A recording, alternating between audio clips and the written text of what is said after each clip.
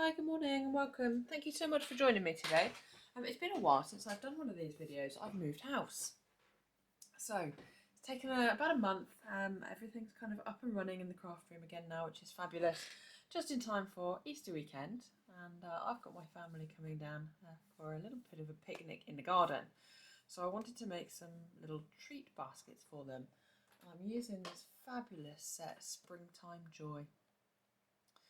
This one I think won't be with us next year, but I love these adorable little creatures, and they're fab for colouring in, cutting out and popping on our projects. So I'm going to pop these eggs back in the basket rather than in my mouth, and then I'm going to show you how I've made it. Obviously you're going to need a few more eggs than that, but it was much easier to show you with just a couple in there. So I've got a piece of crumb cake card. This is cut to 13.5 centimetres by 13.5 centimetres, and I've already embossed it using the embossing folder. I think it's the Subtles one. So 13.5 by 13.5. Take my trimmer, using the scoring blade only, so the cutting blade's the grey one, that's all the way at the top, that's safe and secure out of the way. Using this scoring blade only, I'm going to score it at 4.5 and 9. Spin it around by 90 degrees and score it at 4.5.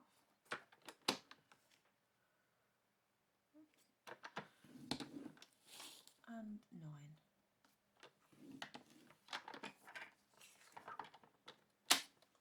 The reason I emboss it before I score it is because if I was to score this now and then put it through the embossing machine, it's really hard to see the score lines. Ask me how I know. So do your embossing first, then your scoring, and then just cut up using your snips. You can use your trimmer as well if it's easier for you.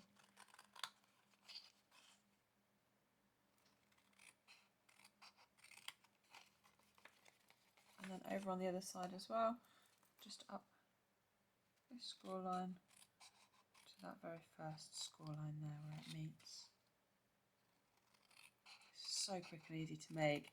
I've chosen this size because you can make 2 out of an A4 sheet of paper. I've seen some made at 6 by 6, and I think that might be how I've made them in the past. I'm just using the corner rounder while I talk to you here, just to round the edges of that one and that one. Okay. But I didn't have any 12 by 12 crumb cake cardstock, and so I wanted to not waste all my card. I love making things that you can make kind of 1 out of an A4 sheet, 2, but there's minimal waste. So while I do keep all my scraps, I actually prefer just to not make any if I can help it. And same on this side here.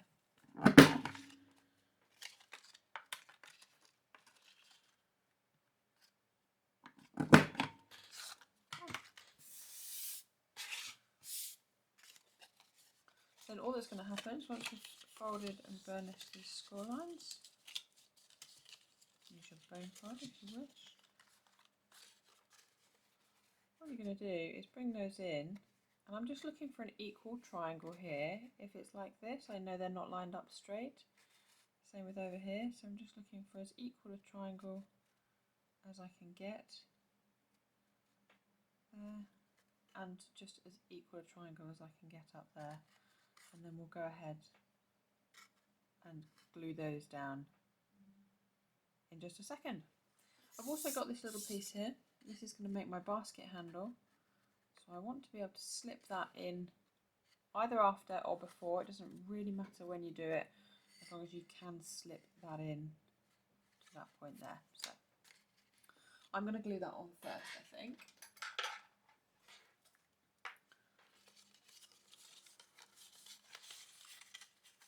Try and keep everything out of the way so that you can see what I'm doing. Pop a little bit of glue on there, and then just add my handle to that side. And the same on here.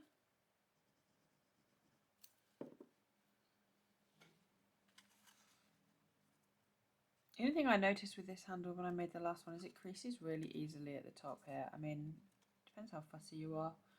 I'm not going to be too fussy. You can see it's just creased just here. You could strengthen it, you could do a double handle if you wanted to, or you could just accept that it's a piece of card and it's going to crease slightly. So then when we bring those in, that's going to cover the join of our handle and make it look really nice and neat.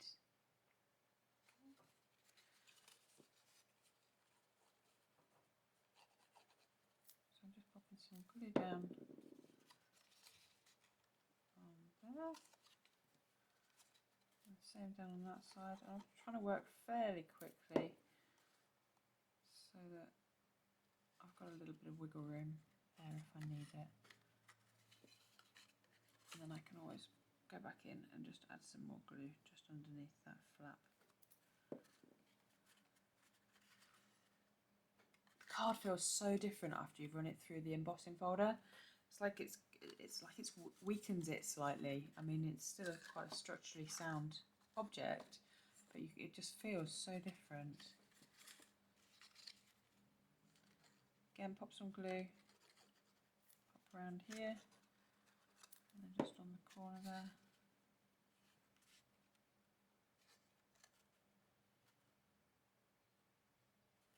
Think about how we're going to line that up.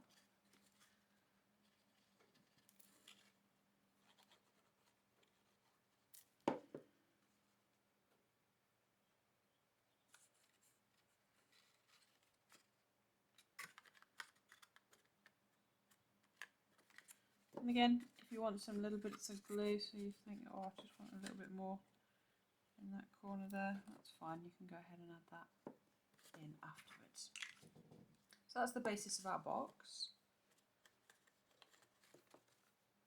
Now we're going to have a little look at the decoration. I've got some basic white card here in the Springtime Joy stamp set. I'm going to use the little rabbit, the flower, oh, if I can get it off. Try and get your fingernails underneath these, but I cut my fingernails recently. That one and that one, and then I just want a little word from this. All I'm going to use is the word Easter, but we're going to cut that off in a little while. When I'm colouring with my alcohol markers, I need my Memento ink.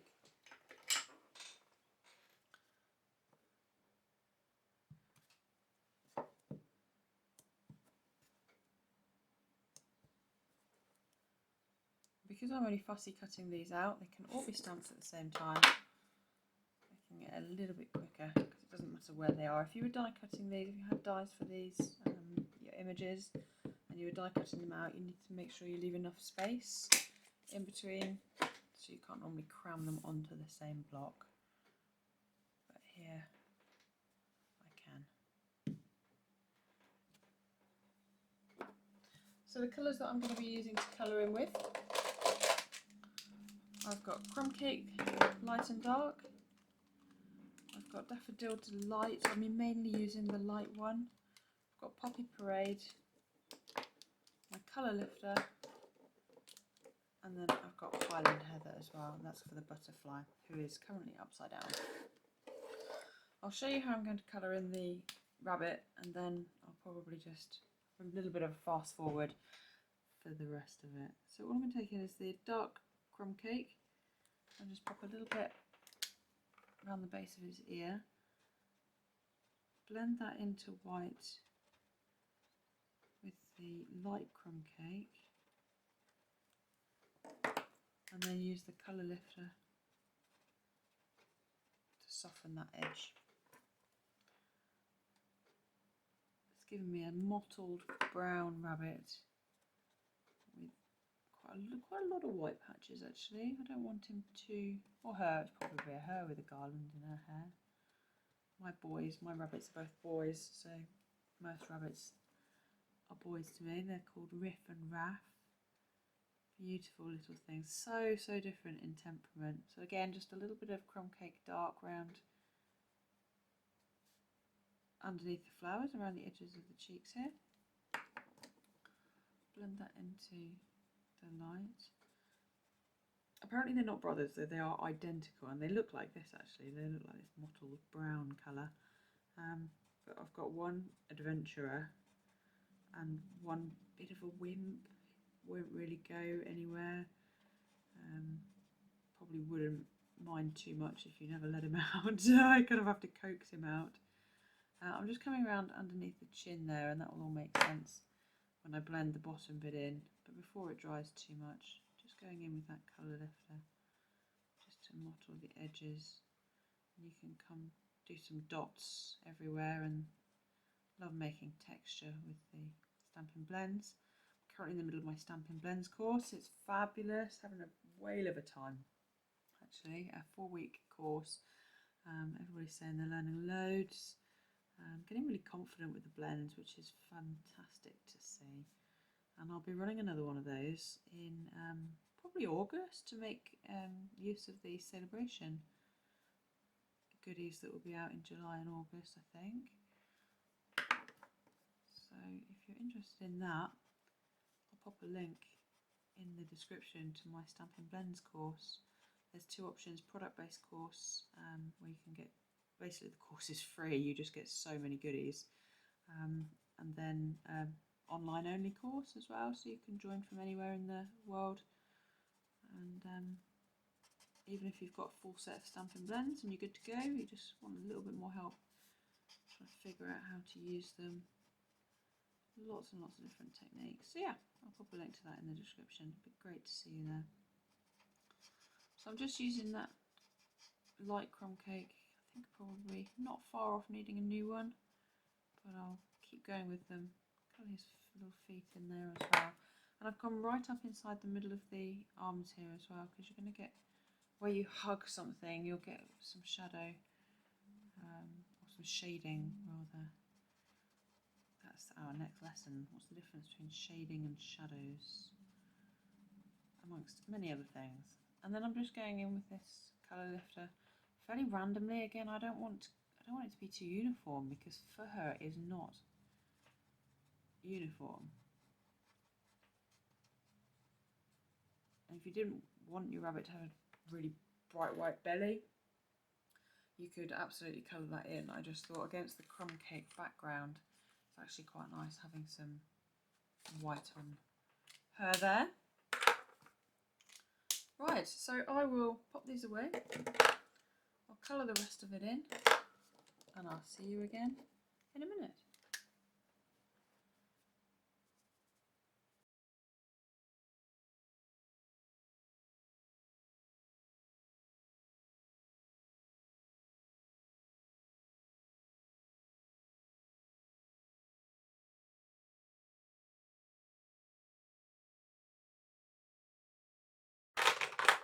So that's all of our colouring done. I think my camera's just flopping ever so slightly. Let me just reset that. Okay, and we're good to fussy cut out. Sadly, there are no dies for this set, but they're not too bad. I quite like fussy cutting anyway. And you can come in, you can cut right round the black line, or you can cut like I'm doing here with just a little bit of a border. It means you don't have to get all the way in there like this bit here. You can just come out and round. Well, they call it fussy cutting because it's a little bit fussy, but you don't have to be too fussy. That's the way I like to think about it.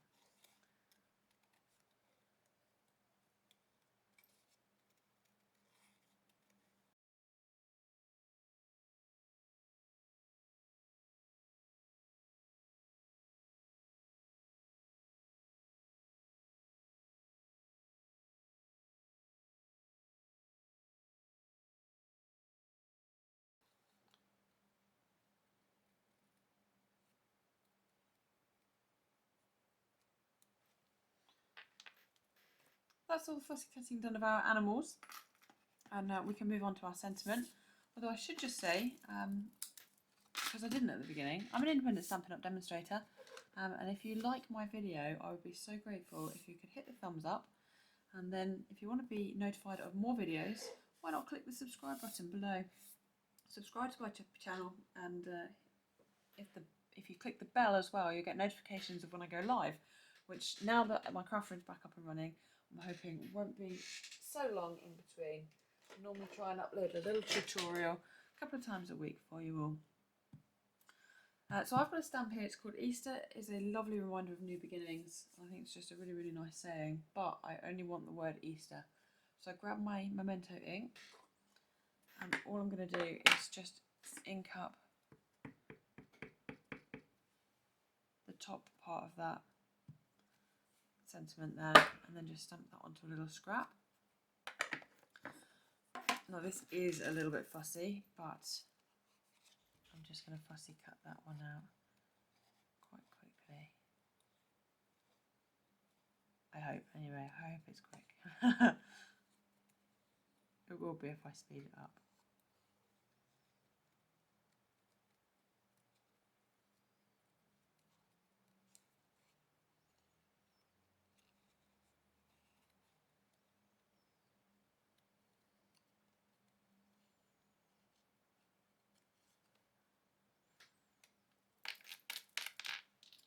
So there's our Easter, and then from the Blossoms in Bloom stamp set, I've got the word happy here. I just really, really like that capital font, but again, I don't want the whole word. So let's take that one off, grab that stamp there, and I can just, I've got a little scrap of white here, and I can just ink up the word happy, and then stamp that down onto my little scrap before I cut that one out. And that there is all the components that we'll need to decorate our little box. I've got some dimensionals on the back of my Easter bunny here. 2 on the bottom, 1 on his head, or her head, because my rabbits are male. Must be why. I think all rabbits are boy rabbits.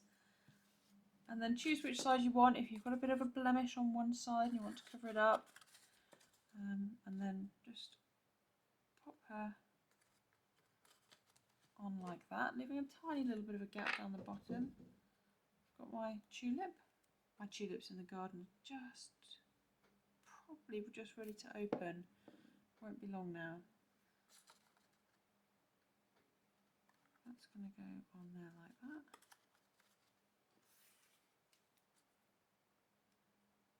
Same with this flower here. I've got some on the stem because it's weakened it a little bit when I fussy cut it out. That's just going to go there.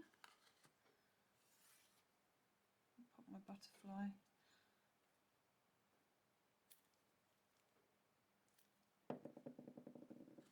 Just up in the corner here. You can have his wing coming off the page as much or as little as you want. I had it coming off quite a lot on this one, and then just realised I thought it looked a little bit far away. So I thought I'd try a little bit closer in and see how that looks. Got the word Easter.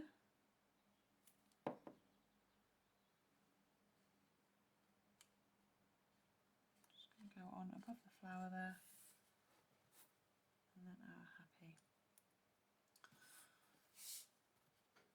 And that's really the end of our box. All we need to do now is fill it with some Easter eggs and give it to somebody for Easter.